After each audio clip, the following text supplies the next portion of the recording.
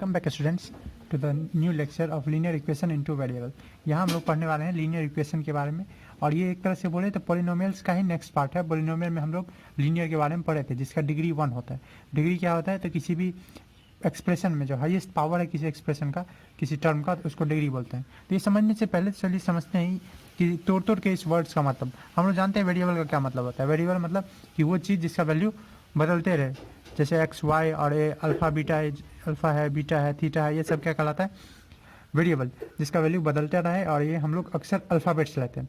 उसके बाद two variable कहने का मतलब है कि अगर हमारा इक्वेशन होने वाला है, इक्वेशन तो आप समझते ही हैं, एक ऐसा एक्सप्रेशन जो इक्वेटेड टू जीरो हो, तो टू वेरिएबल है, मतलब एक्स भी होगा और वाई भी हो सकता है अल्फा भी हो और बीटा भी हो। यहाँ इक्वेशन का क्या मतलब है? इक्वेशन का मतलब है कि एक्सप्रेशन जो होगा, एक्सप्रेशन समझते ही होंगे, एक्सप्रेशन का मतलब होता है कॉम्बिनेशन ऑफ टर्म्स। ठीक है, टर्म्स। अब ये टर्म्स भी नहीं पता है, तो टर्म्स का मतलब होता है जो कांस्टेंट और वेरिएबल से मिलकर बना रहता है। ये सब मैंने पिछले लेक्चर में ही बता दिया है। ठीक है, कॉम्बिनेशन ऑफ टर्म्स, जैसे 2x है, 3y है, तो यही एक्सप्रेशन क्या है? तो इस दोनों को अगर प्लस या माइनस से मिला देते हैं तो उसको बोलते हैं एक्सप्रेशन। और इसको अगर हम जीरो के इक्वेट करते हैं तो ये हो जाता है इक्वेशन। तो व्हाट इज इक्वेशन? तो expression equated to zero. Expression को जब हम इक्वेट करते हैं जीरो के, तो वही इक्वेशन हो जाता है। लीनियर का क्या मतलब है? लीनियर यहाँ मतलब है सिंपली कि डिग्री इक्वल टू 1। वहाँ मैंने बताया भी था लीनियर क्यों कहा जाता है डिग्री 1 को, क्योंकि इसका ग्राफ एक लाइन आता है, एक स्ट्रेट लाइन आता है। यहाँ पे वो चीज़ देखेंगे। अब पिछले क्लासेस में भी हम लोग लीनियर इक्वेशन पढ़ चुके हैं। ऐसा नहीं है कि हमारे पास ये फर्स्ट आया है। तो इसका मतलब आप समझ ही गए हैं कि एक हमारे पास इक्वेशन होने वाला है, ठीक है, जिसमें दो वेरिएबल होने वाले हैं अलग अलग, और इनका डिग्री 1 होने वाला है। ठीक है, सबसे simplest example x plus y है, ये इक्वल टू 0 है। ये क्या है? ये भी एक लीनियर इक्वेशन है जो कि दो वेरिएबल में है। इक्वेशन है क्यों? क्योंकि इक्वल टू 0 है। ठीक है, इक्वल टू 5 भी हो सकता है, x plus y equal to 5 भी। तो ये 5 हम इधर ले आएंगे, x plus y minus 5 equal to 0। तो ये जनरल फॉर्म हो जाएगा इक्वेशन का। ठीक है, तो यहाँ पे ये दो वेरिएबल है, ठीक है, इक्वेटेड टू 0 है, इसलिए इक्वेशन है, और डिग्री 1 ही है, तो इसलिए लीनियर इक्वेशन है। इसमें डिग्री 1 है, चाहे एक्स से देखे या वाई के देखे, डिग्री क्या है? वाई।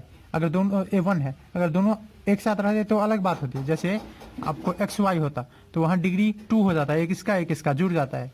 ऊपर आप लोग के एनसीईआरटी में नहीं है, इसलिए मैंने नहीं बताया। तो इस केस को छोड़िए, यहाँ देखिए, इसका भी डिग्री 1 है, इसका भी डिग्री 1 है। ठीक है, तो ये टू वेरिएबल वाला एक इक्वेशन है। ठीक है, टू वेरिएबल वाला इक्वेशन जी। अब इससे पहले भी हम लोग लीनियर इक्वेशन 7th 8th में पढ़ चुके हैं, पर वहाँ 1 वेरिएबल में पढ़ते थे। वहाँ को जिस तरह का हमको इक्वेशन होता था इन 1 वेरिएबल, 1 वेरिएबल में कैसा रहता था? तो एक ही वेरिएबल होता था, या तो x या तो y। 2x equal to 5, 3x plus 4 equal to 0, इस तरह का। और इसका हमेशा जो सॉल्यूशन निकालते थे वो एक आता था, जैसे ट्रांसपोजिंग से करते थे कि x इक्वल टू होता था 5/2। ठीक है, यहाँ पे 3x इक्वल टू, ये इधर ले जाएंगे -4, x जो हो जाएगा वो कितना हो जाएगा? -4/3। तो इस तरह का इसका सॉल्यूशन होता था। मतलब इसका जो सॉल्यूशन होता था लीनियर इक्वेशन इन 1 वेरिएबल का, तो लीनियर इक्वेशन, मैं इक्वेशन को ऐसे लिखूंगा, इन 1 वेरिएबल का, उसका सॉल्यूशन कैसा होता था? तो एक ही होता था, सिंगल होता था और यूनिक होता था, वही होता ही था, उसके अलावा कोई और नहीं हो सकता है। ठीक है, तो देखते हैं अब कि लीनियर इक्वेशन इन 2 वेरिएबल का क्या हाल है। ठीक है, तो linear equation in 1 variable has 1, या बोले सिंगल यूनिक सॉल्यूशन। सिंगल होता था और वो अलग होता, सबसे यूनिक होता था। 1 मतलब कोई भी नहीं, एक यूनिक होता था, फिक्स होता था। जैसे यहाँ 5/2 है, तो इस इक्वेशन में सिर्फ 5/2 ही हो सकता है, कोई और नहीं हो सकता है। Single unique solution. अब हम लोग देखते हैं कि क्या अगर लीनियर इक्वेशन इन 2 वेरिएबल का है तो उसमें क्या हाल है। तो पहले तो लीनियर इक्वेशन इन 2 वेरिएबल का जनरल फॉर्म देख ले। जैसे इसका था, ये कोई ax था और उसके साथ कोई देख रहे हैं ax करने का मतलब इसके एक वेरिएबल है जिसका डिग्री 1 है, और यहाँ पे 2 हो सकता है, 3 हो सकता है, 5 हो सकता है। तो उसको हम एक कांस्टेंट से, ये क्वेश्चन के लिए, इस क्वेश्चन के लिए कांस्टेंट है, तो ए दे देते थे, और इसके साथ b भी हो सकता है। ठीक है, कोई और चीज़ हो सकता है, वैसे तो इक्वल टू 0 भी हो सकता है, तो वो जनरल फॉर्म है इक्वेशन का, लेकिन कुछ और भी तो हो सकता है। तो x plus b equal to 0, ये था जनरल फॉर्म 1 वेरिएबल का। इसमें क्या होगा? इसमें एक x होगा, लीनियर इक्वेशन इन 2 वेरिएबल का। जब 2 वेरिएबल में अगर हमारे पास लीनियर इक्वेशन है तो उस केस में एक x होगा, एक y भी होगा, ऑफकोर्स यहाँ माइनस साइन भी हो सकता है, नो डाउट। और यहाँ पे x के साथ 1 2 3 4 हो सकता है, तो इसलिए हम एक a दे देते हैं। इसके पास भी 1 2 3 4 कुछ हो सकता है, 2/3, 5/6, √2 कुछ भी हो सकता है, तो यहाँ पे भी एक दे देते हैं b। और इक्वल टू 0, या अगर आप बोले कि इक्वल टू कुछ और रहे तो उसी को हम इधर ले आते हैं, ax plus B Y plus C. तो ये क्या हो गया? General form. क्या हो गया? जनरल फॉर्म किसका? लीनियर इक्वेशन और इन 2 वेरिएबल का जनरल फॉर्म। ठीक है, of linear equation in 2 variable. Linear equation in 2 variable का ये क्या हो गया? जनरल फॉर्म हो गया। समझ गए आप जनरल फॉर्म ऐसा क्यों है? क्योंकि दो वेरिएबल होगा, एक्स वाई लिख लिया। इसका कुछ हो सकता है कॉफिशिएंट, वो कॉफिशिएंट मैं ए बी से डिनोट कर दिया, और एक कांस्टेंट भी हो सकता है तो उसको सी।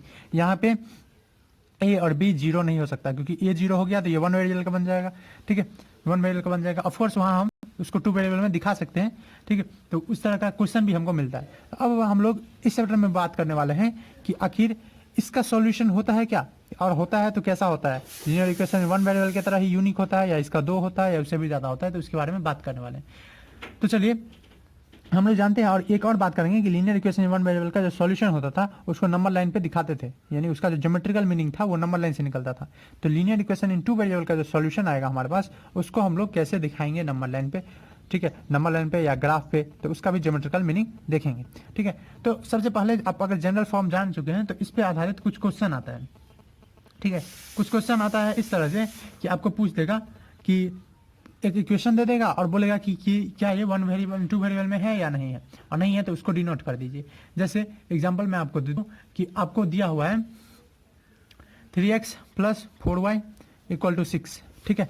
इसको आपको क्या क्वेश्चन में दिया हुआ है, ठीक, इसको बोला हुआ है कि right the equation in general form, right the equation, आपको क्वेश्चन ये है, क्वेश्चन एक पहला टाइप का क्वेश्चन यही रहता है, right the equation in general form, general form में लिखना है। तो जनरल फॉर्म में क्या होता है, x plus B Y plus C equal to 0, ठीक है। तो आप इसको ऐसे ही लिख देंगे, जैसे 3x है प्लस 4y है माइनस ये इधर आ जाएगा माइनस 6 इक्वल टू 0, तो ये जनरल फॉर्म हो गया। और क्वेश्चन ये भी बोलता है कि find A B C, find A B C, तो जनरल फॉर्म होता क्या था, यही था ना, A X plus B Y plus C equal to 0। तो देखिए यहाँ पे ए कौन है, तो ए है 3, तो यहाँ लिख देंगे कि ए जो है हमारा 3, इसे कंपेयर करके एक्स के साथ कौन है, यहाँ ए रहता था, यहाँ कौन है, यहाँ 3 है, तो ए 3 हो गया। बी वाई के साथ रहता था, यहाँ वाई के साथ कौन है 4, तो बी क्या हो गया 4। यहाँ सी जो होता था वो प्लस के साथ रहता था, यहाँ माइनस में है तो सी क्या हो जाएगा -6। तो यही है कि कुछ क्वेश्चन आपको मिलेगा जहाँ पे लिखा रहेगा, आपको क्वेश्चन बोलेगा उसको जनरल फॉर्म में लिखो, वहाँ पे ए बी सी भी निकालो, ठीक है। आपको उलट पुलट के भी दे सकता है, जैसे एग्जांपल एक और ले लेते हैं, हमारे पास है 7 equal to √7y minus 4x। तो कोई आपको चिंता करने की बात नहीं है, आप क्या करेंगे, इसको इधर ले आइए 4x, ठीक है, ये क्या हो जाएगा -√7y, ये तो आपको पता ही ना, ट्रांसपोज करने पे साइन बदल जाता है, सिंपल यूक्लिड का ही पोस्टुलेट है, यूक्लिड से ही हम लोग जानते हैं, प्लस 7 इक्वल टू 0, ठीक है। ये आ गया इसका जनरल फॉर्म। जनरल फॉर्म में ए क्या दिख रहा है आपको, ए इक्वल टू 4 है, बी क्या दिख रहा है, तो बी इसका कोफिशिएंट होता है y का, तो -√7, सी क्या आपको दिख रहा है, तो सी दिख रहा है मेरे को 7, तो हो गया ए बी सी। तो पहला तरह का क्वेश्चन आपको यही मिलेगा जनरल फॉर्म से, ठीक है, कि इसको लिखो।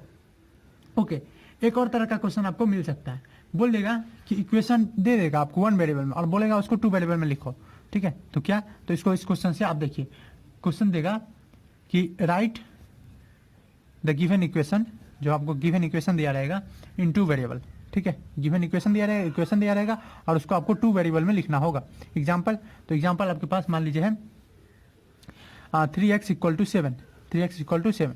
अब यहाँ पे आप देखिए ये तो है वन वेरिएबल, इसको टू वेरिएबल में कैसे लिखेंगे, तो कोई चिंता की बात नहीं है। यहाँ पे टू वेरिएबल का जनरल फॉर्म क्या था, A X plus B Y plus C equal to 0, ये होता था ना, तो कोई बात नहीं। यहाँ पे एक तो है, ठीक है, बी नहीं है, बी नहीं है, ऐसे क्या मतलब है, बी 0 तो हो सकता है, 0 इंटू वाई क्या हो जाता है 0, तो वही हम लोग करेंगे यहाँ 3x, ये तो लिख देंगे 3x, यहाँ पे y नहीं है तो क्या लिख देंगे 0 into y. Again 0 into y क्या होता है, 0 इंटू वाई तो 0 ही होता है ना, इसलिए y नहीं है यहाँ पे, -7 इक्वल टू 0। और यहाँ पे ए बी सी अगर आइडेंटिफाई करना है तो ए हो गया 3, कोफिशिएंट ऑफ एक्स कोई कहते हैं, तो ए हो गया 3, बी हो गया 0 और सी हो गया -7, तो इजी। तो अगर आपको वन वेरिएबल में दिया हुआ है तो उसको भी आपको बोल देता है कि उसको टू वेरिएबल में डिनोट करो, तो सिंपल है, उसको हम लोग क्या कर देंगे कि अगर y नहीं है तो 0 इंटू वाई कर देंगे, अगर x नहीं है, ऐसा भी केस हो सकता है कि x नहीं है, जैसे एग्जांपल, ठीक है, एग्जांपल आपके पास एक और है 7y मान लीजिए इक्वल टू है 9। अब यहाँ पे देख रहे हैं x नहीं है तो क्या करेंगे, कोई बात नहीं, इसको हम इधर ले आते हैं 7y माइनस 9, और x नहीं है ना तो 0 इंटू एक्स तो लिख सकते हैं, x कुछ नहीं है मतलब x 0 है तो 0 इंटू एक्स कर दिए, क्योंकि कुछ में भी 0 तो जोड़ सकते हैं, तो 0 जोड़ दिए, 0 का मतलब 0 इंटू एक्स, तो ये भी क्या हो गया इंटू वेरिएबल, ठीक है, था किस में वन वेरिएबल में, पर उसको हम लिख किस में दिए टू वेरिएबल में। तो यही है कि आपको जनरल फॉर्म से ये दो मेन क्वेश्चन आपको आता है। आपको ये भी आ सकता है कि एक स्टेटमेंट दे देगा, स्टेटमेंट से आपको क्या करना रहेगा, इक्वेशन बनाना रहेगा। तो चलिए एक क्वेश्चन कर लेते हैं, आपके एनसीईआरटी में ही है, तो आपका 4.1 का क्वेश्चन नंबर 1 है, बोला the cost of A notebook, notebook जो कॉपी होता है उसका प्राइस 2 गुना है कॉस्ट ऑफ पेन का, ठीक है। तो आपको निकालना है क्या, अब कुछ नहीं निकालना है, आपको इक्वेशन बनाना है टू वेरिएबल में। और आपको हिंट भी दे दिया है कि मान लीजिए कि कॉस्ट ऑफ पेन आपको बोल रहा है let cost of pen be x, let cost of notebook be x. Notebook को आपको बोल रहा है माने आपके मन पे है, पर यहाँ जो बोल रहा है वो बोल रहा है मान लो notebook to be X and of pen, और पेन को मान लो Y. Okay, Y rupee X rupee. अब यहाँ क्या बोल रहा है, देखिए कॉस्ट ऑफ नोटबुक, इसको पढ़ना है कॉस्ट ऑफ नोटबुक यानी एक्स। इज, इज यहाँ भी रहता है, ये आपको 7-8 में ही आपको सिखाए होंगे टीचर। इज का मतलब होता है इक्वल, यहाँ पे तो इक्वल इज है इक्वल किसके, ट्वाइस द, ट्वाइस मतलब 2 गुना किसके, cost of pen. Cost of pen क्या है, वाई, तो यहाँ क्या बन गया एक्स इक्वल टू वाई। यही हो गया आपको इक्वेशन। जनरल फॉर्म में इसको लिख दीजिए एक्स माइनस 2y, और यहाँ 0 है ना, प्लस 0 इक्वल टू 0। ये हो गया आपका क्या, जनरल फॉर्म में। ये आपका इक्वेशन बन गया। आप नहीं से 10 मिनट के नॉलेज से आप एक्सरसाइज 4.1 सॉल्व कर पाएंगे। ठीक है, अब आते हैं कि ये थर्ड टाइप का क्वेश्चन था और कंसेप्ट भी हो गया। अब आते हैं कि क्या इसका सॉल्यूशन निकाल सकते हैं, और सॉल्यूशन निकाल सकते हैं तो कितना सॉल्यूशन होगा कि नहीं होगा कि यूनिक होगा, तो इस पे आते हैं। Solution of linear equation in two variable. Linear equation in two variable होता है, उसका सॉल्यूशन के बारे में बात करते हैं। तो देखिए सॉल्यूशन का क्या मतलब होता है, वो वैल्यू जो एक्स या वाई के बदले दे और उससे जो इक्वेशन है वो सेटिस्फाई हो जाए। जैसे x plus y equal to 4 है, यहाँ पे इसका मतलब है कि x और y के जगह वो चीज दे दे जिससे कि इस दोनों का जुड़ के 4 आ जाए। आपको पता तो है ना सॉल्यूशन, सॉल्यूशन या इसको जीरो जी बोलते हैं या इसको रूट भी बोलते हैं, पॉलिनोमियल में हम लोग सीखे हैं। तो solution is that value of the variable, वो वैल्यू वेरिएबल का for which the equation is satisfy, जिससे इक्वेशन क्या होता है, सेटिस्फाई हो जाता है। जैसे यहाँ x और y, देखिए अगर मैं x1 ले लेता हूँ, क्यों 1 ले लेंगे, ठीक है, मैं देखना चाहता हूँ इसको सेटिस्फाई करने के लिए, और y ले लेता हूँ क्या 3, तो क्या इक्वेशन सेटिस्फाई हो जाएगा। तो देखिए 1 प्लस 3, एक्स की जगह 1 लिख दिया, वाई की जगह 3 लिख दिया, 4, हाँ सही है। ठीक है, अगर मैं लेता हूँ x2 y2, तो क्या इक्वेशन सेटिस्फाई है, तो x की जगह 2 y की जगह 2 इक्वल टू 4, हाँ सही है। ठीक है, मतलब 2 इक्वेशन तो आ गया। अगर मैं ले लेता हूँ x इक्वल टू 3 और y इक्वल टू 1, तो हाँ 3, x की जगह 3 y की जगह 1 इक्वल टू 4, ये भी सही है। ठीक है, अगर मैं ले लेता हूँ x equal to 0 y equal to 4, तब सही है क्या, तो हाँ x के जगह मैं 0 y के जगह 4, तो 4, हाँ ये भी सही है। अगर मैं लेता हूँ x को 4 y को 0, तो हाँ ये भी सही लग रहा है। 4 प्लस 0, x की जगह रख दिया 4, y की जगह 0 इक्वल टू 4, यस RHS के बराबर आया। और हम ले लेते हैं x लगा ले लेते हैं -1, y को ले लेते हैं 5, तो रख दिया x की जगह -1, x की जगह -1, y की जगह रख दिया 5, तब हाँ तब भी 4। मतलब आप देख रहे हैं कितना सॉल्यूशन होगा, इनफाइनाइट। -2 कर देंगे 6 कर देंगे, इसी को -2 कर देंगे, इसको +6 कर देंगे, इनफाइनाइट सॉल्यूशन है। मतलब आप बोल सकते हैं कि linear equation in two variable has infinite solution. Linear equation in two variable, 2 variable का होता है, उसके पास 1-2 सॉल्यूशन नहीं होता है, has infinite solution, infinite many solution, infinite solution होता है। ठीक है, और ये सॉल्यूशन किस में आता है, तो पेयर में, देख रहे हैं ना जोड़ा में, एक x का वैल्यू आता है, एक y का, and solutions are in pair. Solutions कैसे होते हैं, पेयर में। ठीक है, हमेशा जोड़ा में रहते हैं, और इस पेयर को हम लोग एक ऑर्डर में लिखते हैं, आपको कोऑर्डिनेट ज्योमेट्री में पढ़े होंगे, और इनका एक खास ऑर्डर होता है, स्पेशल ऑर्डर। ठीक है, जिसमें x पहले अरेंज होता है और y बाद में, इन विच x is arrange first, x is arranged on first position, x को फर्स्ट पोजिशन में रखा जाता है। ठीक है, और y को सेकेंड में। ठीक है, and y on second position, और इसको एक हम लोग नाम भी देते हैं, और इसको क्या नाम देते हैं, ऑर्डर्ड पेयर। ये पेयर जिसमें x पहले लिखा रहता है, y बाद में, इसको बोलते हैं ऑर्डर्ड पेयर। जैसे ऊपर वाले का ऑर्डर पेयर बनाना चाहे तो इसका ऑर्डर्ड पेयर बना सकते हैं 1 3, x पहले y बाद में, इसका 2 2, इसका 3 1, इसका 0 4, इसका 4 0, इसका -1 5। देख रहे हैं, ये ऑर्डर्ड पेयर है इस इक्वेशन का, और सॉल्यूशन भी है। ओके, तो ये बात हुआ, मतलब सॉल्यूशन जो होता है लीनियर इक्वेशन इन 2 वेरिएबल का, वो इनफाइनाइट होता है। अगेन लीनियर इक्वेशन इन 1 वेरिएबल का कैसा होता है, 1, और वो भी यूनिक होता है सबसे अलग, लेकिन लीनियर इक्वेशन इन 2 वेरिएबल का इनफाइनाइट सॉल्यूशन होता है। ओके, अब आपको ये सब देख के आपको एक चीज ध्यान आ रहा होगा कि कोऑर्डिनेट ज्योमेट्री में जो हम लोग पढ़े थे, तो वहाँ पे पॉइंट ही, ये क्या है, ये ऑर्डर पे है, इसको हम पॉइंट पे लोकेट कर सकते हैं, मतलब ग्राफ पे ये सब चीज लोकेट हो सकता है, और वही चीज हम सॉल्यूशन में निकालेंगे, ग्राफिकल सॉल्यूशन। ठीक है, उससे पहले आपको कुछ क्वेश्चन मिलेगा, ये टाइप 3 ऑफ क्वेश्चन हम डिस्कस कर रहे हैं। टाइप 3 में आपको क्वेश्चन क्या मिलेगा, एक इक्वेशन दे देगा, मान लीजिए 2x + 3y = 4, और बोलेगा कि इसका फाइंड एनी 3 सॉल्यूशन। अब इस पास तो इनफाइनाइट है, तो आप कोई 3 निकाल सकते हैं, एनी 3 सॉल्यूशन।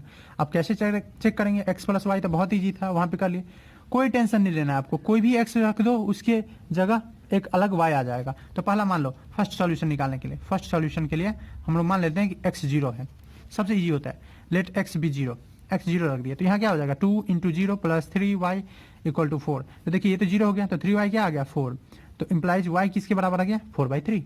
तो आप देखिए अब अगर इस इक्वेशन में पुट भी करेंगे ना तो सही होगा, जैसे 2 इंटू 0 अब प्लस 3 इंटू 4/3, वाई का वैल्यू रख दिया मैं 4/3, 3 से 3 कितना आ गया 4, 4 RHS के बराबर है, हाँ है, मतलब मेरा आंसर सही है। तो एक सॉल्यूशन क्या आ गया आपका 0 और 4/3। ठीक है, चलिए सेकंड सॉल्यूशन का बात करें, समझ रहे हैं ना, एकदम इजी है सेकंड सॉल्यूशन का। सेकंड सॉल्यूशन में मान लीजिए y 0 है, कितना आसान हो जाएगा, 2 तो आराम से निकल जाएगा। तो लेट y भी 0, y अगर 0 हो जाता है तो उस कंडीशन में 2 into x plus y 3 into y यानी 0 इक्वल टू 4। तो यहाँ से क्या आ जाएगा 2x प्लस 0 है equal to 4, x equal to 2। इसको भी आप रखिएगा तो वैल्यू हो जाएगा। तो ये सेकंड सॉल्यूशन आपके पास क्या आ गया, x 2 हो गया, y 0 हो गया। थर्ड में आपको जो मानना है एक मान लीजिए, ठीक है, मान लेते हैं कि x जो है 1 है, लेट x इक्वल टू 1, क्योंकि हर एक x के लिए उसका एक y है, for every x there exist a y। तो इसीलिए हम कुछ डाल सकते हैं, माइनस में भी डाल सकते हैं। तो x अगर 1 हो तो 2 into 1 plus 3y equal to 4। तो यहाँ देखिए 3y प्लस 2 इक्वल टू 4, तो 3y किससे बराबर आ गया 4, ये इधर जाएगा 3y इक्वल टू 4 माइनस 2 जो कि हो जाएगा 2। तो 3y इक्वल टू हो गया क्या 2, इसका मतलब है कि y जो हो गया वो हो गया 2/3।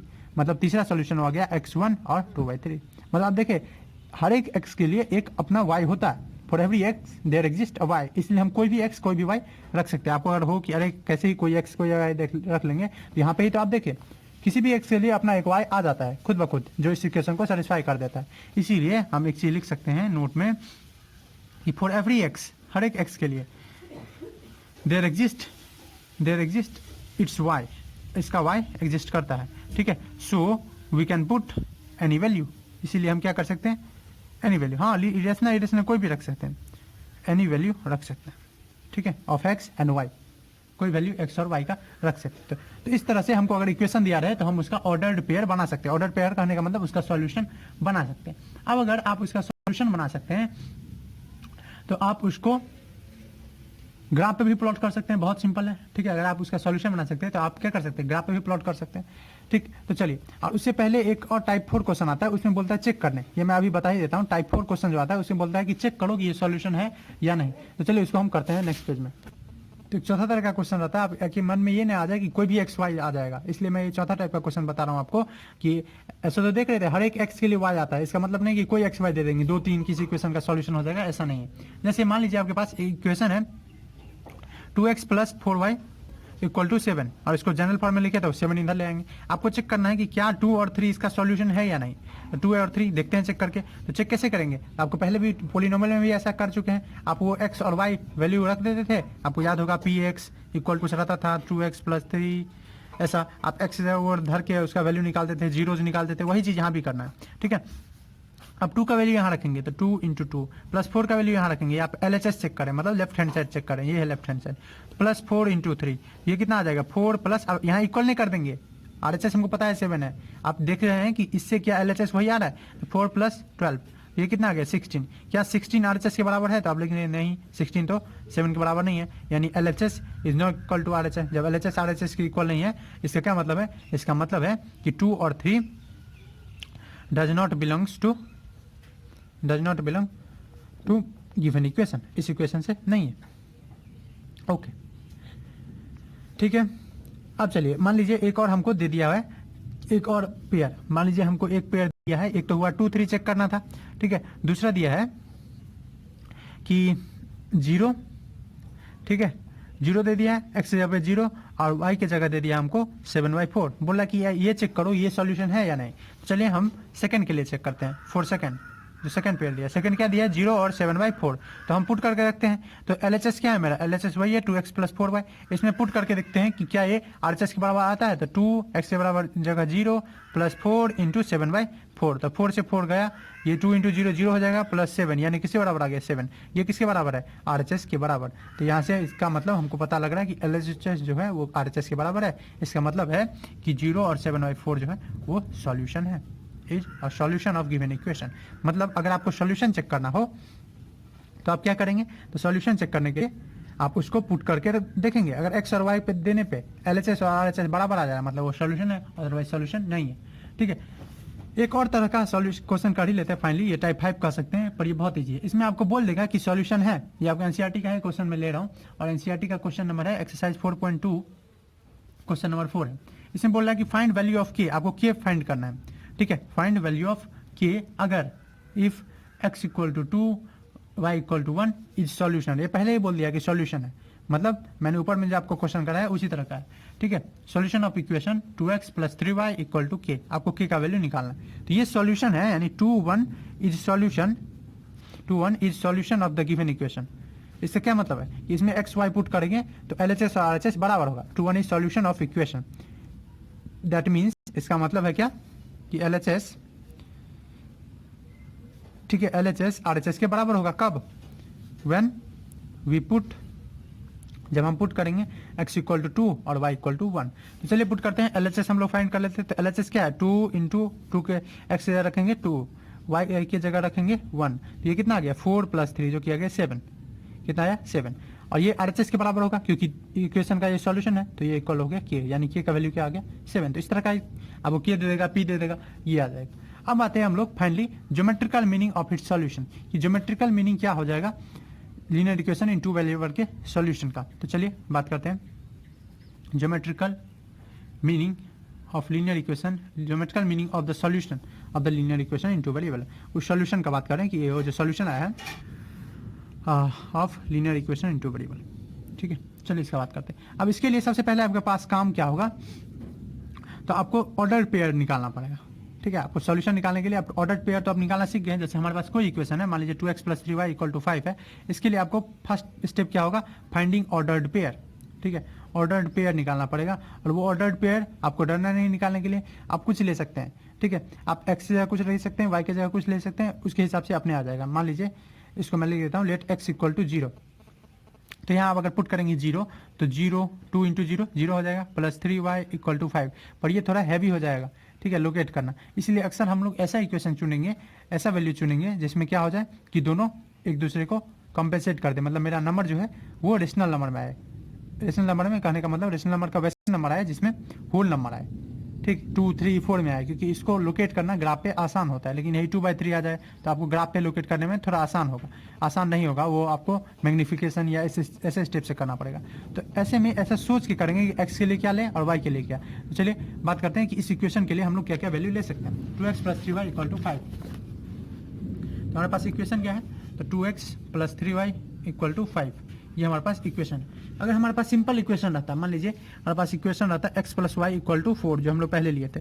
यहाँ पे आप लोग जानते हैं बहुत सारा इक्वेशन ले सकते हैं, कि कोई भी ले लेते हैं, ले x इक्वल टू 1, तो 1 प्लस वाई इक्वल टू 4 आ जाता, y कितना आ जाता 4 माइनस 1 यानी 3। तो एक आपको ऑर्डर पेयर मिल जाता। क्या आप लोग इसको बॉक्स के रूप में बना लेंगे, जरूरी नहीं है, पर ये अच्छा लगता है देखने के लिए और समझ भी आता है। यहाँ x ले लेंगे, यहाँ y, x का एक जगह x अगर 1 हो तो y कितना आ रहा है 3। और भी बना सकते हैं कि मान लीजिए सेकेंड स्टेप में लेट x इक्वल टू 2, तो एक 2 प्लस उस इक्वेशन में धर के 2 प्लस वाई इक्वल टू 4 आ जाएगा, तो y भी कितना आ जाएगा 4 माइनस 2 यानी 2, तो 2 आ जाएगा। x को अगर 0 रख लेते हैं थर्ड स्टेप में, तो 0 प्लस वाई इक्वल टू 4, तो y कितना आ जाएगा 4। तो ऐसे ही आप बहुत सारा ऑर्डर पेयर निकाल सकते हैं। इसका ग्राफ भी बनाना आसान है। ग्राफ आप क्या करेंगे, आप ग्राफ पेपर में बनाएंगे, ठीक है, क्योंकि ये ग्राफ का है, तो ग्राफ पेपर में बनाएंगे और इक्वल डिस्टेंस से करेंगे, ठीक है। जैसे यहाँ 1 2 3 ये इक्वली लेवल्ड होगा। आपको ग्राफ बनाना आता ही है, मुझे उम्मीद है आप लीनियर इक्वेशन इनटू वेरिएबल से किए हुए हैं। ये क्वाड्रेंट भी आपको बनाना आता ही है, ठीक है। कोऑर्डिनेट ज्योमेट्री में आप ये सब पढ़ाया है मैंने कि क्या होता है क्वाड्रेंट, क्या होता है एक्सिस, ये एक्स एक्सिस क्यों कहा जाता है, वाई एक्सिस क्यों है, ठीक है, किस पे एक्स एक्सिस पे क्या दिखाते हैं, वाई एक्सिस पे क्या दिखाते हैं, मैंने सबका बात किया हुआ है। तो आप कोऑर्डिनेट ज्योमेट्री पहले पढ़े, अगर ग्राफ को पढ़ना है तो पहले हमको 1 3 दिखाना। तो 1 यहाँ है, एक्स पे 1, क्योंकि ऑर्डर पेयर इसका क्या मतलब है 1 3, ऑर्डर पेयर एक बना 1 3, एक क्या बना 2 2, एक क्या बना 0 4। तो पहले आपको ऑर्डर पेयर निकालना है। तो जैसे मैंने ऑर्डर पेयर निकाला, यहाँ 1 और यहाँ 3, तो एक पॉइंट ये हो गया, ये हो ना, एक्स पे 1, यहाँ भी है, यहाँ भी है, यहाँ भी है। एक ऐसा लाइन निकालते हैं हम लोग, ठीक है, और एक ऐसा जहाँ पे मिल गया वही हो जाता है 1 3, तो ये हो गया मेरा एक पॉइंट। दूसरा है 2 2, तो 2 एक्स पे भी और 2 वाई पे भी, तो ये एक इधर लाइन निकला, एक इधर लाइन निकला, कहाँ मिला यहाँ, ठीक है। एक एक्स पे 0 और वाई पे 4, तो एक्स पे 0 है, एक्स पे मतलब यहाँ ही है, और वाई पे कितना है, वाई पे 4 है, तो चलिए यहाँ 4 बना लेते हैं। तो एक हो गया ये, ठीक है, ये थोड़ा आगे जाता क्योंकि इक्वल डिस्टेंस है, तो ये हो गया 4।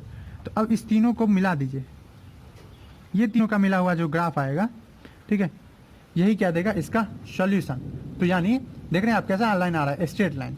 तो जो सॉल्यूशन होता है लीनियर इक्वेशन इनटू वेरिएबल का, वो कैसा होता है, एक स्ट्रेट लाइन, इसीलिए इसको लीनियर इक्वेशन बोलते भी हैं, ठीक है। चलिए इस इक्वेशन का आप करके देखते हैं कि कैसे आएगा। तो 2x + 3y = 5, यहाँ पे कोई भी x और कोई भी y नहीं रख लेंगे, नहीं तो थोड़ा सा डिस्टर्ब हो जाएगा, आपको रेशनल नंबर में आ जाएगा।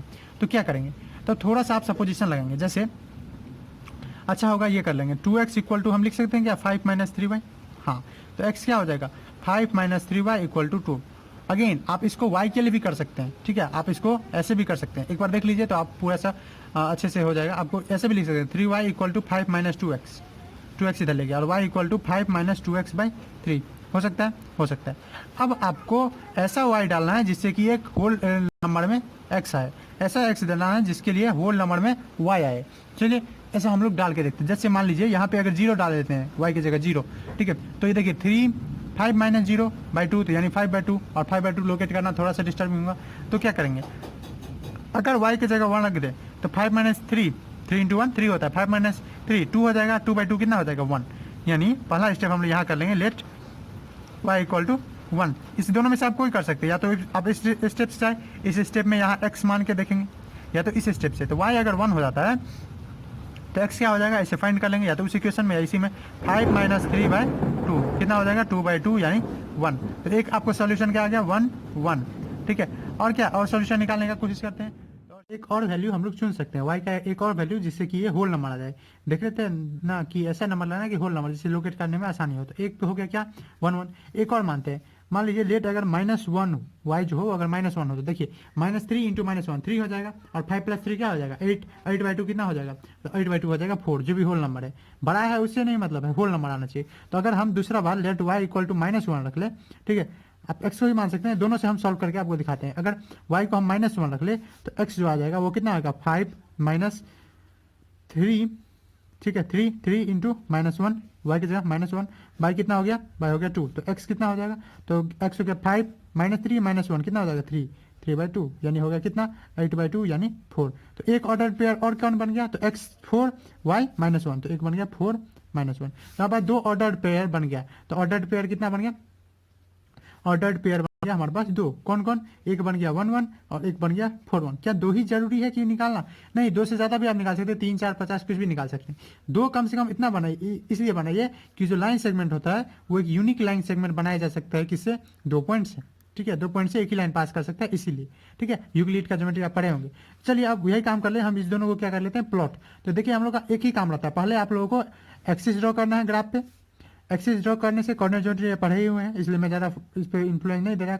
एक्सिस ड्रॉ करना है, एक्सिस ड्रॉ करने के बाद क्या करना है, तो एक्सिस ड्रॉ करने के बाद उनमें जो स्केल है वो स्केल से ये डिस्टेंस इक्वल डिस्टेंस पे नंबरिंग कर देना है। उसके बाद क्या करना है, उसके बाद नंबरिंग करने के बाद जो ऑर्डर्ड पेयर हम निकाले हैं उसको लोकेट कर देना है। जैसे यहाँ देखिए पहला क्या है 4 1, तो 4 x पे 4 जाइए, y पे 1, तो x पे 4 का मतलब है ये पूरा लाइन, और y पे 1 यानी ये रहा एक पॉइंट हमारा। और एक है 1 1, तो 1 1 x पे 4 y पे 1, सॉरी x पे 4 तो y पे -1, y पे -1, y पे -1, तो ये तो नहीं पॉइंट है, ये नहीं पॉइंट है। एक हमारा 1 1 है जो हमारा ये हो गया 1 1, एक है x पे 4 तो y पे -1, तो x पे 4 y पे -1 किस क्वाड्रेंट में आएगा, तो x पॉजिटिव होना चाहिए। तो x पॉजिटिव या तो इसमें होता है या तो इसमें, तो ऑफकोर्स फोर्थ क्वाड्रेंट में आने वाला है। तो x पे 4 और y पे -1, ये हो गया। अब देखिए आप इस दोनों को मिला दीजिए, ठीक है, तो कैसा लाइन आया स्ट्रेट लाइन। ये स्ट्रेट लाइन जो है ये हो गया क्या सॉल्यूशन ऑफ दिस इक्वेशन। कौन इक्वेशन था 2x + 3y = 5। तो ऐसे ही हम लोग निकालते हैं। तो हम लोग को सॉल्यूशन निकालने का या ग्राफ ड्रॉ करने का क्या स्टेप रहेगा, तो स्टेप्स फॉर ड्रॉइंग ग्राफ, ठीक है। तो ग्राफ ड्रॉ करने का स्टेप रहेगा, पहले तो आप ग्राफ पेपर पे एक्सिस ड्रॉ कर लेंगे, ड्रॉइंग एक्सिस, दोनों एक्सिस x एक्सिस और y एक्सिस ड्रॉ कर लेंगे, ठीक है। दूसरा क्या होगा मार्किंग डिस्टेंस मार्क कर लेना विथ स्केल, ठीक है, स्केल के साथ एक स्केल में आप कितना ले रहे हैं वो। तीसरा चीज आप क्या करेंगे ऑर्डर्ड पेयर खोजेंगे, निकालेंगे इक्वेशन से, फाइंडिंग ऑर्डर्ड पेयर, ठीक है, ऑर्डर्ड पेयर निकालेंगे किससे फ्रॉम इक्वेशन। उसके बाद क्या करेंगे उस ऑर्डर्ड पेयर को प्लॉट कर देंगे, ठीक है, ग्राफ पे प्लॉट कर देंगे, मतलब ग्राफ पे लोकेट कर देंगे। Locating the ordered pair locating the points, या ऑर्डर्ड पेयर बोल सकते हैं, द पॉइंट्स ऑन, उसी ऑर्डर पेयर को पॉइंट्स बोले ऑन ग्राफ पेपर।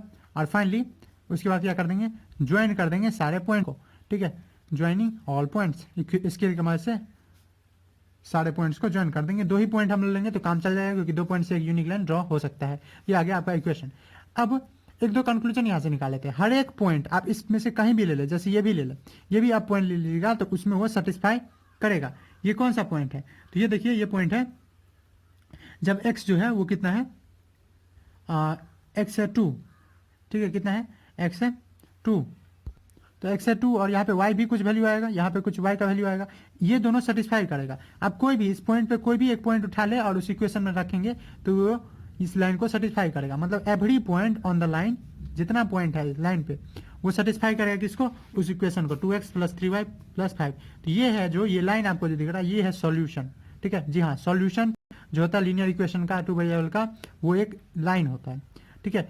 और इसे हम कंक्लूजन क्या निकाल सकते हैं, कंक्लूजन निकाल सकते हैं कि every point on the line, ठीक है, every point on line is equation, is solution of the equation, solution है किसका, इक्वेशन का। और हर एक पॉइंट, ठीक है, हर एक पॉइंट जो हम ऑर्डर पेयर खोजते हैं उसका एक स्पेशल जगह है, कहाँ पे, ठीक है, इस ग्राफ पेपर पे। एंड इच पॉइंट या ऑर्डर पेयर जिसको बोल रहे हैं, इच पॉइंट या ऑर्डर पेयर जिसको बोल रहे हैं, उसका अपना एक स्थान है। Order pair has a unique position, एक यूनिक पोजीशन होता है किस पे, unique position on graph, on graph paper. और एक क्या पॉइंट रख सकते हैं कि ये यूक्लिड के ज्योमेट्री से एक पॉइंट है, क्या यूक्लिड ज्योमेट्री आप बाद में पढ़ेंगे, पर मैं पहले ही आपको पढ़ा दिया है, इसलिए आप उसको पढ़ ले तो ज़्यादा आसान होगा। कि हर एक लाइन से, एक पॉइंट से कितना लाइन पास होता है, ठीक है, इनफाइनाइट, एक पॉइंट से इनफाइनाइट लाइन पास हो सकता है। तो from one point an infinite line can pass. और इस पर हम एक और क्वेश्चन कर लेते हैं एनसीईआरटी का, और आपको क्लियर हो जाएगा, इनफाइनाइट लाइन कैन पास। और इसी पे बेस्ड एक इक्वेशन है जिसमें आप ग्राफ भी ड्रॉ कर लेंगे और इसका कंक्लूजन भी आपको आ जाएगा। ये इक्वेशन में आपको ग्राफ नहीं ड्रॉ करना है, ग्राफ ड्रॉ करने के लिए नेक्स्ट में करेंगे। इस इक्वेशन में आपको क्या करना है, चेक करना है कि क्या हमारा सॉल्यूशन है या नहीं। और ये आपका एक्सरसाइज 4.3 एनसीईआरटी का ही मैं ले रहा हूँ, एक्सरसाइज 4.3 का क्वेश्चन नंबर 2 है, ठीक है। तो क्वेश्चन 2 हम लोग लेते हैं। क्वेश्चन 2 आप पढ़ लीजिए, गिव इक्वेशन ऑफ 2 लाइन्स, ठीक है, 2 लाइन का इक्वेशन देना है, पासिंग थ्रू 2 and 14। मतलब अब आपको सॉल्यूशन दे दिया, ये क्या दिया, पास कर रहा है, मतलब ये सॉल्यूशन है। और इससे आपको 2 इक्वेशन बनाना है। ऐसा कैसे हो सकता है, 2 इक्वेशन इससे बन सकता है, हंड्रेड्स ऑफ इक्वेशन बन सकते हैं। ये एक पॉइंट दिया है, एक पॉइंट से कितने लाइन पास कर सकते हैं, lakhs of, thousands, infinite line पास कर सकते हैं। आपको तो सिर्फ 2 बनाना है। कैसे बनाएंगे, तो देखिए आप ऐसे बना लीजिए, मान लीजिए x, ये मान लीजिए y, तो ये 2 + 14 कितना होगा, 16, तो यहाँ लिख दीजिए 16। तो ये इक्वेशन हो गया जिसको ये सेटिस्फाई करेगा। और बनाना है, और इसी को डबल कर दीजिए, हाँ, अगर डबल कर देते हैं, मान लीजिए इसको 2x + 2y, ये कितना रहेगा, 32। अभी ये इक्वेशन सेटिस्फाई करेगा। देखिए 2 × 2 = 4 और 14 × 2 = 28 और 4 कितना हो गया, 32। ये भी सेटिस्फाई कर रहा है। आप इसको हाफ भी कर दीजिए तब भी चलेगा, ठीक है। क्या करने का मतलब है, x/2 + y/2 = 8, ये भी एक इक्वेशन हो गया। तो एक अगर हमको इक्वेशन बन जाता है तो इनफाइनाइट बना सकते हैं, ठीक है, उसी से। और कैसे कर सकते हैं, और भी हमारे पास तरीके हैं बनाने का। जैसे अब थोड़ा सा और माइंड लगाए तो इसको अगर हम लिख दे, तीसरा इक्वेशन, ये मेरा इक्वेशन 2 इक्वेशन 3 इक्वेशन हो गया। और माइंड बना ले तो हम देखिए x/2, तो x/2 आप अगर ध्यान से देखें तो 2/2 करेंगे तो 1 आ जाएगा, प्लस इसमें 14, यानी डायरेक्ट अगर y कर दे ये कितना आ जाएगा, 15 ना।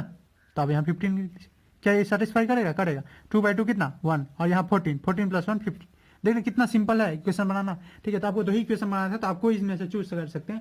आपको बोला कितना लाइन पास कर सकता है उस पॉइंट से, ठीक है। तो इस पॉइंट से 214 को अगर आप ग्राफ पे प्लॉट करेंगे तो आप लिख देंगे कि infinite line can pass, infinitely many line can pass. क्यों, अब रीजन भी पूछा आपसे, तो रीजन इसका ये है क्योंकि एक पॉइंट से इनफाइनाइटली लाइन पास कर सकता है, एक पॉइंट से इनफाइनाइट लाइन पास कर सकता है, बिकॉज, ठीक है, from every point, from each point, अगर एक पॉइंट है तो from each point infinite line can pass, infinite lines pass कर सकते हैं। अब चलिए एक ऐसा करते हैं जिसमें आपको बोल दिया है सॉल्यूशन है, और वहां पे जैसे पहले एक्सरसाइज में किए थे कि एक k का वैल्यू निकाले थे, वैसा ही है। और ये आपका क्वेश्चन नंबर 3 है, बोल रहा है कि 3 4 एक पॉइंट है जो सॉल्यूशन है, लाई कर रहा है ग्राफ पे किसके, 3y = ax + 7 लाई कर रहा है, मतलब उसको सेटिस्फाई कर रहा है, क्योंकि पॉइंट पे हर एक, इस लाइन पे हर एक पॉइंट ठीक है, ये जो लाइन है इसमें हर एक पॉइंट सॉल्यूशन है, ठीक है, हर एक पॉइंट एक सॉल्यूशन है। तो यही बोल रहा है कि लाई कर रहा है ये पॉइंट, तो उसको आप दिखाइए। तो चलिए कोई बात नहीं, लाई कर रहा है मतलब इसको सेटिस्फाई करेगा। एक्स का कितना है 3, तो इसमें रखते हैं 3y equal to a into x कितना है 3, और यहाँ y क्या भी रख ही देते हैं, y कितना है 4, तो 3 इंटू 4 एक प्लस 7। ओके, ये कितना हो गया 3 into 4 12 equal to 3a plus 7। तो ये देखिए 3a इक्वल टू कितना हो गया 12 माइनस 7 यानी 5, तो a कितना हो गया 5/3। तो ईजी है ये भी करना। अब चलिए एक और क्वेश्चन कर लेते हैं जिसमें आपका ये क्वेश्चन लैंग्वेज प्रॉब्लम है, लैंग्वेज प्रॉब्लम भी हो जाएगा, आप ग्राफ भी ड्रॉ कर सकते हैं। तो चलिए क्वेश्चन कर लेते हैं, और ये आपका क्वेश्चन नंबर एनसीईआरटी का 4 है, ठीक। तो चलिए उस क्वेश्चन को भी हम लोग कर ही लेते हैं। क्वेश्चन 4 एनसीईआरटी एक्सरसाइज 4.3 का क्वेश्चन नंबर 4 है। ये क्वेश्चन नंबर 4 क्या कर रहा है, बोला एक टैक्सी फेयर है, फेयर मतलब भाड़ा, भाड़ा जो आप बोलते हैं, टैक्सी फेयर है वो इस तरह का है कि फर्स्ट किलोमीटर के लिए कितना ले रहा है वो 8 रुपये। मतलब पहला किलोमीटर हर समय जो होता है ना, अभी तो हम लोग ऐसा होता है कि देखिए आप लोग जब हम लोग के यहाँ पे आते हैं तो यहाँ पे जो टेम्पो चलता है या कोई गाड़ी चलता है, यहाँ पे ऐसा होता है कि 5 किलोमीटर चला तो 20 रुपये, 10 किलोमीटर चला तो 40 रुपये, पर वहाँ पे नहीं होता है। हर समय जो होता है तो पहला किलोमीटर फिक्स रहता है 8 रुपये, और दूसरा किलोमीटर से थोड़ा कम हो जाता है, क्योंकि आप अगर एक ही किलोमीटर के लिए चढ़ रहे हैं तो उसको थोड़ा परेशानी हो जाएगा। अगर सब एक ही किलोमीटर के लिए चढ़ेगा थोड़ा परेशानी होता है, इसलिए फर्स्ट किलोमीटर का प्राइस फिक्स रहता है 8 रुपये इस केस में। और उसके बाद जो चलेगा, उसके बाद डिस्टेंस के लिए 5 रुपये यहाँ रखा गया है। एंड फॉर सब्सिक्वेंट डिस्टेंस, यानी उसके बाद जो चलेगा पहला किलोमीटर के बाद, उसके लिए कितना होगा ₹5 पर किलोमीटर। तो आपको बोला है कि डिस्टेंस को मानो x, कि डिस्टेंस जो कवर किया 10 किया 20 किया पता नहीं, ले डिस्टेंस कवर्ड बी एक्स, ये आपको बुक ही बोला मानने के लिए, तो चलिए वही मान लेते हैं। और पैसा को y and fare as y, तो कितना पैसा लगा होगा, देखिए पहला 8 रुपये तो फिक्स है फेयर के लिए, y जो हमारा पैसा है वो 8 रुपये तो फिक्स है, फर्स्ट किलोमीटर चला होगा। उसके बाद अगर चला होगा 1 किलोमीटर चला होगा तो क्या करते 5 इंटू 1 करते, 2 किलोमीटर चलता है तो 5 इंटू 2 करते, यहाँ x किलोमीटर चला है तो 5 इंटू एक्स करते। तो इक्वेशन क्या बन गया y equal to 8 plus 5x। अगर कुछ नहीं चलता है 1 ही किलोमीटर चलेगा तो 8 रुपये देगा, वहाँ पे x 0 हो जाएगा। तो आपको इक्वेशन क्या बन गया 5x, अगर जनरल फॉर्म में लिखिए -y प्लस 8 इक्वल टू 0, ठीक है। ये आपका जनरल फॉर्म में इक्वेशन बन गया। बोल रहा है कि इसका ग्राफ भी बनाओ, चलिए ग्राफ भी बना लेते हैं इसका, इसकी मदद से, ठीक है। हमको दिया ही हुआ है तो चलिए ग्राफ बना, चलिए इस इन्फॉर्मेशन से ग्राफ कर देते। तो हमारे पास इक्वेशन है नहीं है यहाँ पे y equal to 8 plus 5x। हम लोग आपको बोले ही थे या तो y के रूप में लिख लीजिए या x के रूप में, एक ही बात है, यहाँ x के रूप में भी लिख सकते हैं। चलिए y फॉर के रूप में हमारे पास इक्वेशन है। अब हम ऑर्डर्ड पेयर खोजेंगे, आप ऐसा एक x और एक y के लिए रख लेंगे, ठीक है।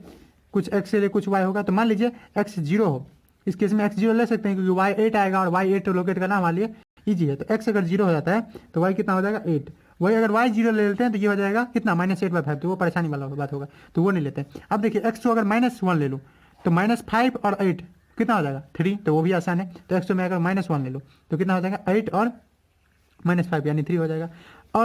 और भी ले सकते हैं, पर 2 से हमको एक लाइन मिल ही जाता है तो क्या जरूरत है, पर लेने के लिए हम लोग ले सकते हैं, ठीक है। पर हम लोग अभी कितना ले रहे हैं 2 ही पॉइंट, क्योंकि 2 से 1 पॉइंट मिल जाता है। अब चलिए ग्राफ बनाते हैं। ग्राफ बनाने के लिए पहला काम एक्सिस ड्रॉ करना, तो चलिए एक्सिस ड्रॉ कर लेते हैं। उसके बाद मार्किंग करना 1 2 3 4।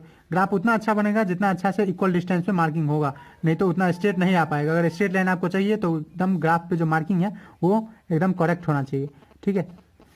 चलिए यहाँ पे -1 -2 -3 -1 -2 -3। ओके, अब क्या करना है, पहला है 0 8, तो x अगर 0 हो, ये सब भी आप लोकेट करेंगे, इस पर भी मार्क रहता है। ये y एक्सिस है, ये y डैश लोकेट किया जाता है, ये ओरिजिन है o, ये कितना है ये x डैश है, ये कितना है x। तो इस पर आपने मन चाहे ले सकते हैं। हमको 8 तक जाना था यहाँ पे, और सॉरी y पे जाना था नहीं, तो चलिए इधर भी पढ़ा ही लेते हैं। 3 4 5 6 7 8, ठीक, ये हो गया भाई। अब देखिए पहला क्या है, पहला है 0 और 8, x पे 0, x पे कुछ नहीं, और y पे क्या है 8, तो कहाँ चले जाएंगे हम, ये हो गया मेरा पोजीशन।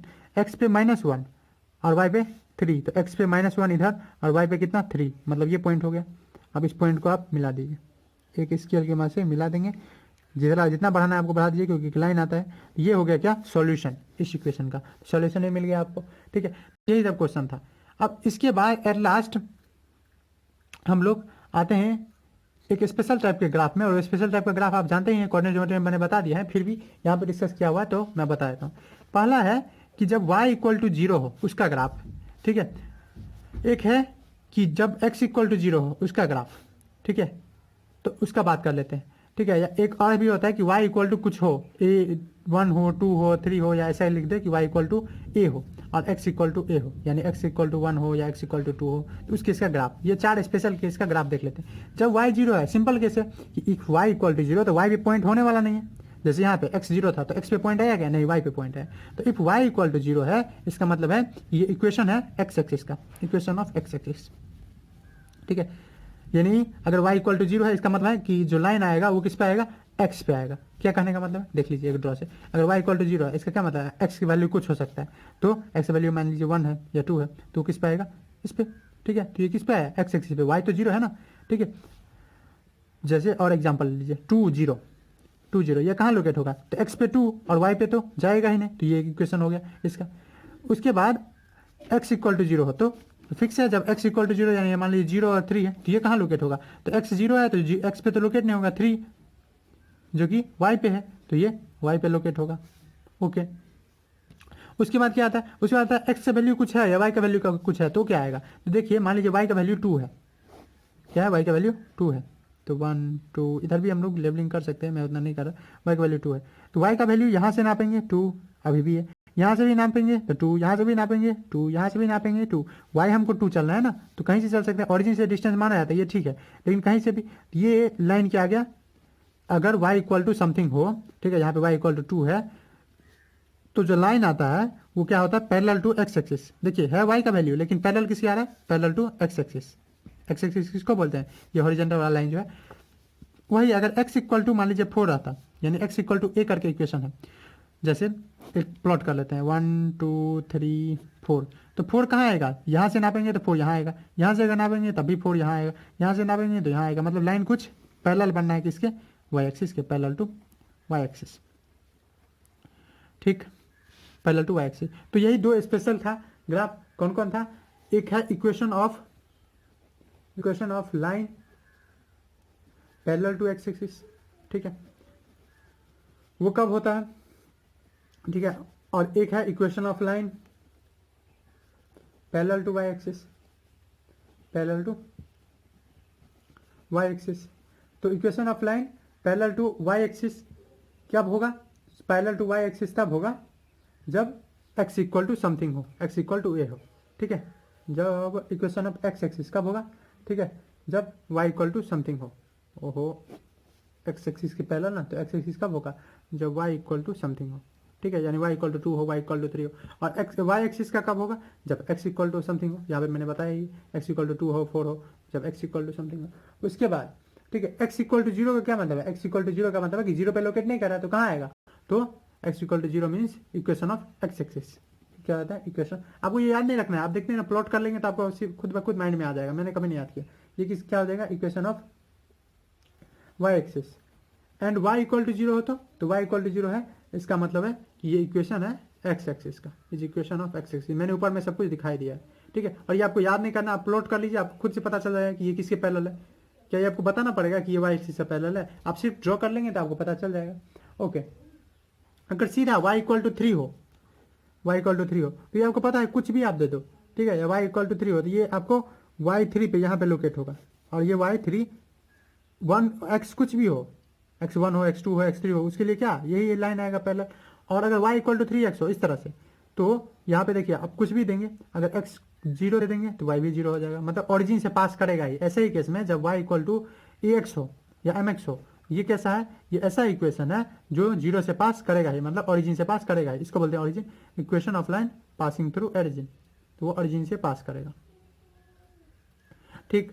अब एक इसी पे क्वेश्चन आपका जो 3.4 एक्सरसाइज है, ठीक, उसमें कोई एक क्वेश्चन दे दिया है, सिंपली बोल रहा है कि y इक्वल टू 3 है। इसको आप क्या करो, इसको आप 1 वेरिएबल में दिखाओ। तो 1 वेरिएबल में दिखाने का मतलब है कि इसको नंबर लाइन पे दिखाओ।